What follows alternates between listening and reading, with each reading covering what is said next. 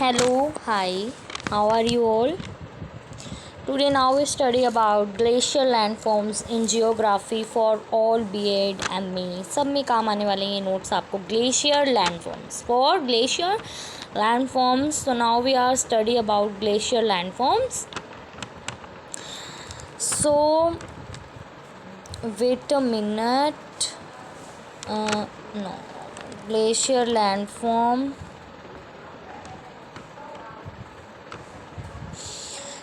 Types of glacier erosion.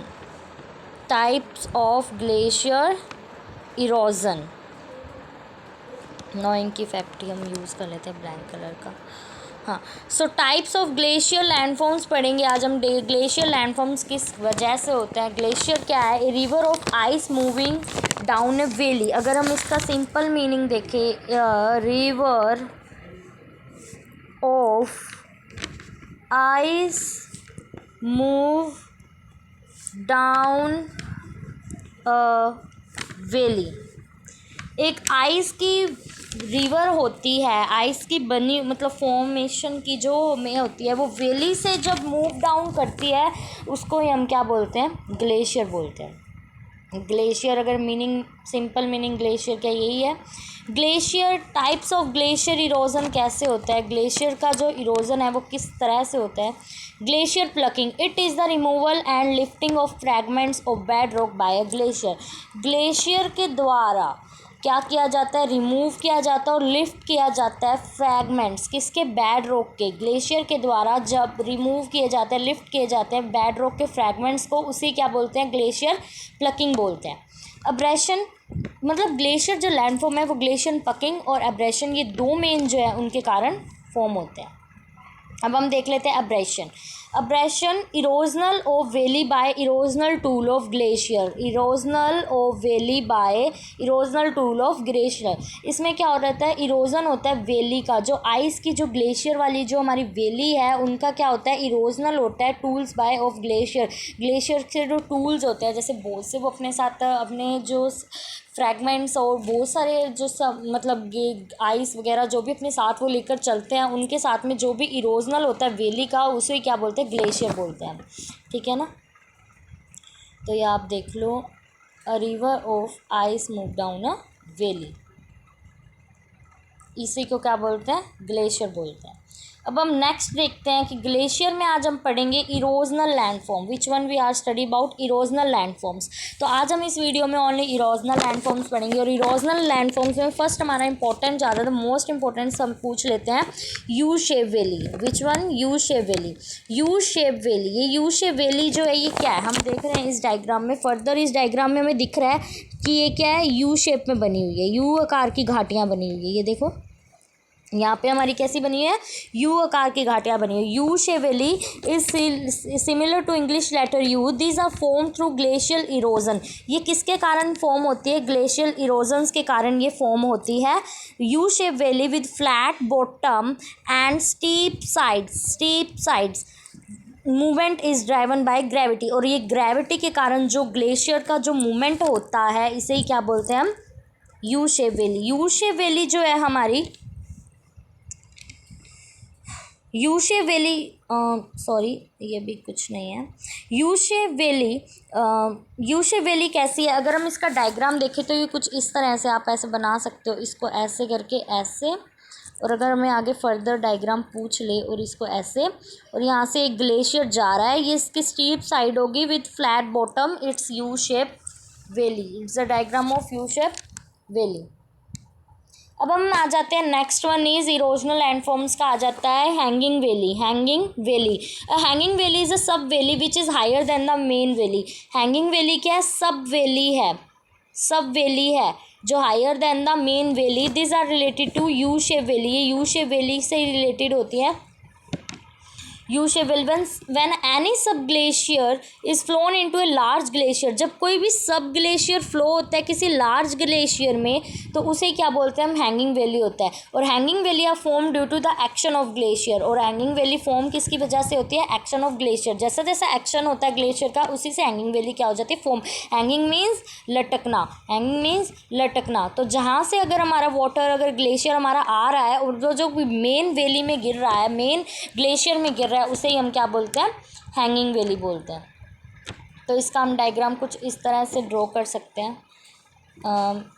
ये हमारा ऐसे, एक मिनट, मेरे ऐसे ऐसे ऐसे, और इसका फर्दर ऐसे ऐसे और ऐसे करके, वेट सॉरी, अभी हम इसको ऐसे कर लेते हैं। अब हमारा जो ये ठीक है, अब ये क्या है, मेन ग्लेशियर है हमारा, मेन ग्लेशियर है, उससे हमारा क्या आ रहा है, यहाँ से ग्लेशियर फ्लो हो रहा है। हमारे ग्लेशियर जो यहाँ पे फॉर्म हो रहे हैं और ये मेन ग्लेशियर में जो मिल रहे हैं सब वैली, वही हमारा क्या है, हैंगिंग वैली है। नेक्स्ट हमारा आ जाता है सर्क। सर्क, ये सर्क्यू नहीं होता, इसको सर्क बोलते हैं। The arm chair shape steep wall depression, जो हमारी चेयर होती है ना, आर्म लाइक चेयर होती है, हम अगर चेयर का मूव देखें, कुछ साइड व्यू देखते हैं तो उस तरह से दिखती है। तो जो आर्म लाइक चेयर शेप्ड होती है with steep wall depression representing a glaciated valley head is called cirque. मतलब जो arm chair shape steep wall representing a glaciated valley head, ये जो हेड वॉल है यहाँ पे वैली का, किसी भी वैली का ये हेड वॉल है, हैव डिफरेंट नेम इन, ये हैव वॉल है, ये इसकी स्लोप के जो है वो वहाँ पे जो भी अपने साथ वो जो भाग के ले आ रहा है वो स्लोप के डिपॉजिट्स हो रही है। ये वैली का फ्लोर है, ये लेक बन रही है, और यहाँ पे ये मोराइंस और यहाँ पे रिज है जो भी वैली की है, ठीक है। इसको हम डिफरेंट कंट्री में, डिफरेंट रीजन में अलग अलग नाम से जानते हैं, जैसे सर्क इन अल्फ, ठीक है, कोरिज में हम इसको स्कॉटलैंड कहते हैं, sorry Alps in corrie Scotland, corrie in Scotland, kar in Germany, ठीक है। तो ये हमारा सर्क है। Next erosional depositional, erosional landform हम देख लेते हैं ग्लेशियर में। Horn, horn when a mountain is surrounded by cirque from it all side is called horn. हमें अभी क्या देखा, सर्क देखा। सर्क क्या है, सर्क, ये सर्क है हमारे पास मेनली, ठीक है। व्हेन अब हम देखते हैं horn. When a mountain is surrounded by cirque from its all side is called horn. जब एक माउंटेन जो है वो सराउंड होता है फ्रॉम ऑल साइड सर्क, ये देखिए आर्म चेयर लाइक शेप बना रहा है, ये सर्क है। तो ये हॉर्न, जो ऊपर वाली जो पीक है, यही क्या हमारी हॉर्न है। जब कोई भी माउंटेन है वो सराउंड होगा, 2 या सर्क से या 3-4 सर्क से जब वो सराउंडेड होगा, उसे ही क्या बोलते हैं हम, हॉर्न बोलते हैं। ये upper parts is known as is steep side horn. जैसे मैं अभी आपको एक डायग्राम बताती हूँ, ये आप बना सकते हैं। ये हमारा क्या है, सर्क है, क्या है ये हमारा जो है सर्क है, और ये जो हमारा क्या है, हॉर्न है। ये हमारा हॉर्न है और ये हमारा सर्क है और ये हमारा माउंटेन है, ठीक है। तो जब एक माउंटेन जो सर्क से घिरा हुआ होगा वही हमारा क्या होगा, हॉर्न होगा। हमारा नेक्स्ट डिपोजिशनल जो लैंडफॉर्म है वो है नूनाटक। नूनाटक क्या है, ग्लेशियर आइलैंड है, हाई पीक्स ऑफ माउंटेन है, ये हाई पीक्स ऑफ माउंटेन है और सराउंडेड बाय होता है आइस से। ये आइस से जहाँ पे सराउंडेड होगा फ्रॉम ऑल साइड्स से, और ये ऐसा लुक होता है जैसे कि स्मॉल स्मॉल आइलैंड जो है ना वो स्कैटर्ड हो रखे हैं, ठीक है। तो इसको ही हम क्या बोलते हैं, नूनाटक बोलते हैं, क्योंकि ये आइस से सराउंडेड होते हैं। नेक्स्ट हमारा इरोजनल लैंडफॉर्म है ग्लेशियर का crag and tail. Crag and tail are the result of the presence of an obstructive mass of the road that lies in the path of incoming ice. This mass protect of a rock in lee from the effect of erosion of glacier. Lee, ये क्या है, हमारी tell है, किसी mountain की tell है। जब ये इरोजनल के कारण बढ़ती जाती है और ये इसकी ली साइड, मतलब ये जो इसकी टेल, क्राग मतलब क्या हो गया, क्राग को तो ये हो गया कि सॉरी, क्राग तो एक मतलब टेल, क्राग ये हमारा ऊपरी वाला जो हिस्सा है इसको हम क्राग बोलते हैं, और ये हमारी जो ली साइड्स है जो थोड़ी ख़राब हो जाती है इसको ही हम क्या बोलते हैं, क्राग एंड टेल बोलते हैं। ये lee softer rock from its lee, mass protect softer rock in its lee from. जो मास जो है ना इसका, वो क्या करता है, सॉफ्टर रॉक को ली साइड से प्रोटेक्ट करता है। This effect of erosion bye glacier, जब इरोजन होता है बाय ग्लेशियर के साथ। ठीक है। अभी हम इसका डायग्राम अगर नेम मेनली बताएं तो हम ऐसे करके माउंटेन की टेल बना देंगे, उसके बाद हम यहाँ पे ऐसे करके क्राग बना देंगे और ये यहाँ पे हम टेल बना देंगे और यहाँ पे हम इसकी क्राग बना देंगे। गुड।